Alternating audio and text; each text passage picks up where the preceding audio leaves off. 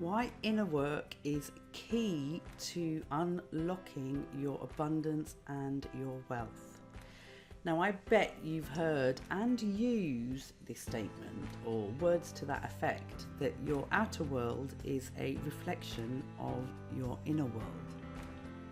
Now, for me, this is such a powerful statement, and it's so powerful that we're only really scratching around the surface of the enormity and power of it. And it's easy to look at things that are not going well in our life or in the world and kind of try and make ourselves feel bad and diminished by it's our inner world, my inner world, and I'm a failure and I'm not good enough and all those different things. But actually what I'm really excited about is the reverse of that, the power of being able to change our outer world. It's still not fully understood, it's still not fully comprehended. Perhaps it's even rejected a little bit that we could actually be that powerful, that we can change our outer world and the outer world across the planet by changing our own outer world. And that's the bit that's really exciting me, the actual reality of the power that statement holds. So I want to explore the inner world work around wealth and money, and in particular, looking at the idea of you thriving while doing what you love. My name is Sarupa Shah, and I'm also known as the Soul Agent, and I work with those who are on a heart-centered path, showing them and giving them the tools and processes to align to their purpose and to align their purpose to their abundance. So I show people how to claim abundance, how to change and heal their money stories. Because for a lot of heart-centered business owners, spiritual entrepreneurs, there's still this hiccup around money. Is it spiritual? Is it unspiritual? Does it make me look greedy? Should I not know it all by now anyway? There's so much that gets triggered and goes on around money that it either makes people bury their head in the sand and say, well, I'm going to just forget about the money because it's going to sort itself out in the passage of time. And unfortunately, it doesn't, because you have to claim abundance. It's not, you don't get good behavior, time for good behavior, or time for being patient and allowing yourself to struggle, because that's old energy. Or people get really, really frustrated by it and annoyed and angry with it, and still basically reject the idea of going into that inner work. And if they do, they kind of just, again, it's that surface level. It's just, well, it must be because I'm not good enough. It must be because I don't think I'm worthy. And actually your inner world, if you start to look at your inner world as the place where you access your inner being, where you access your soul, and your soul is connected to your higher self, and your higher self is connected to source and all that is, it's your inner world actually has the potential to be that gateway to your potential, to your purpose, to your service, to your guides and teachers. It has that potential to be that connection of light to source. But when your inner world is full of stories, limitations about money, about your fears around money and the conditions, all these kind of blocks, which is the generic term for all of that general term of all these blocks, which are different things that create then different habits, create patterns that uphold them then, that keep them bolstered up. If you see that's in your inner world, around your inner being, and I kind of see it like a brick turret sort of thing. So it's basically your inner being, your soul is trapped, but it's always trying to inspire you and influence you and guide you, but it has to kind of fight through all of this stuff that's been placed there by your ego, by your personality, because it decided that this is the way it was, whether it's through upbringing or through a personal experience or through things that you've heard or through things that you've just simply decided have to be true. So people will decide that actually for me to make money I have to work too hard, and I'm not willing to do that. Nobody's ever really said that. That's never been a universal statement made. There's no universal teaching that says that is true, but somehow that's become a fact for some people. They live by that fact. They live as if that is a condition that they are not willing to step over. So it keeps them in that limited thing, and they all feed each other. So this brick structure remains. So when it comes to doing, inner work for money, you can see why it's essential that those bricks are removed, they're dissolved, and painting over them is no good, which is what happens a lot. People sort of say, yes, I'm not good enough, and I'll just say that I'm good enough, and that'll be enough. And it's the equivalent of having a brick wall and painting it pink and sticking flowers and crystals on it. It might look pretty, give that appearance, but the brick wall's still there. So until the brick wall is removed, actually physically dissolved, removed, dispersed, that energy, the metaphor I'm giving of the brick wall within your inner being, totally remains.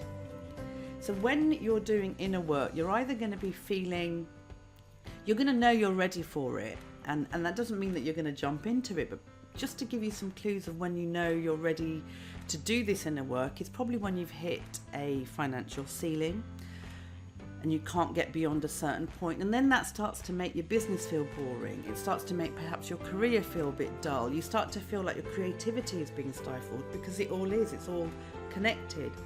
Or you feel that your money sort of peaks and troughs, highs and lows, and are becoming more low, and you're finding that you're not even surviving, or you're panicking about surviving, panicking on making it through the month.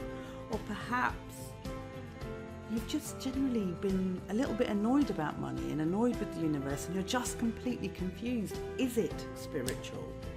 Am I wrong to focus on it? But I don't want to be. I want to focus on it. I want to expand. I want to do all these things in my life, and I want to create wealth, and I want to serve more people.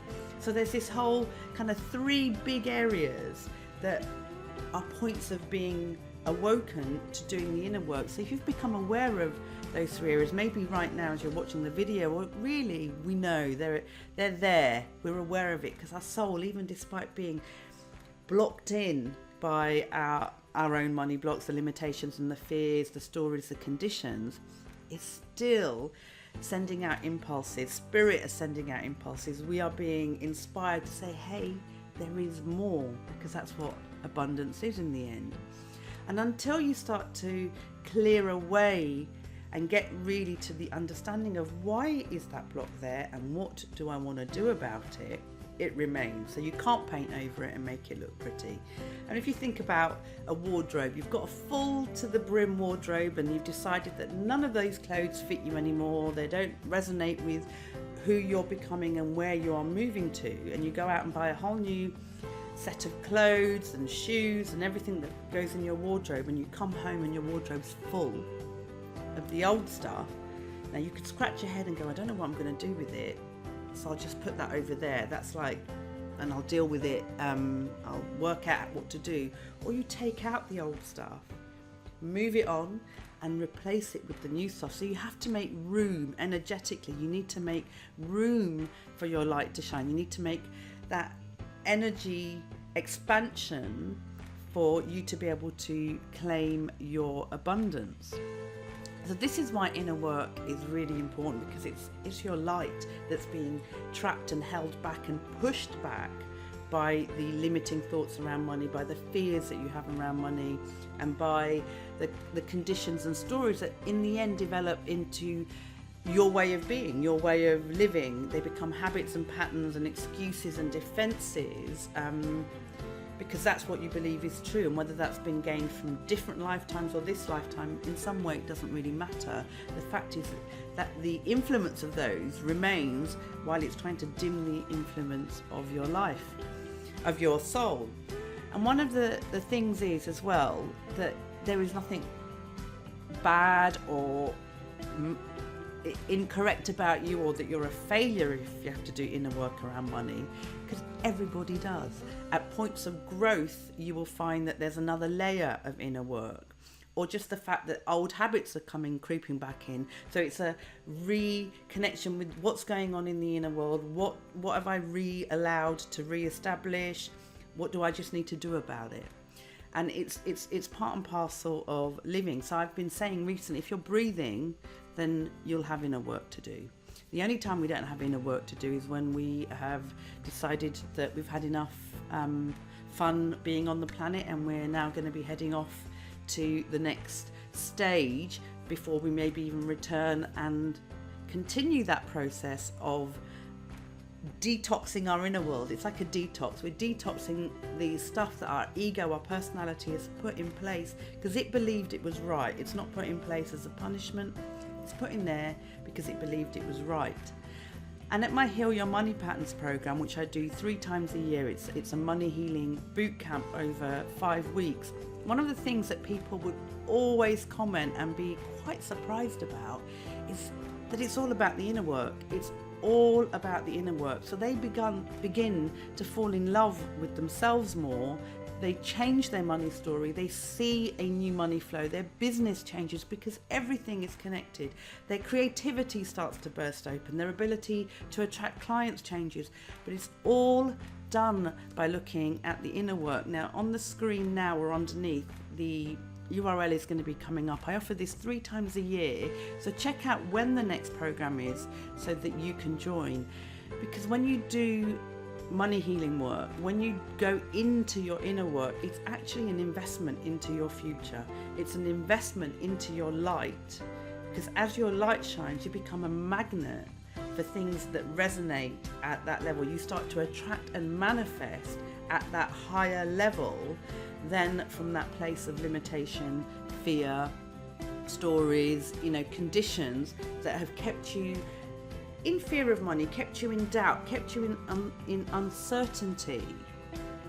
And this is why inner work is really, really important. So if you've liked this video, make sure you go and check out Heal Your Money Patterns program. Share this with other people. Subscribe so that you can get the next video where I'm going to talking about what kind of money work specifically will support you as you're claiming your abundance and changing your money story. So for now, enjoy comprehending and understanding the power of your inner work to change your outer world.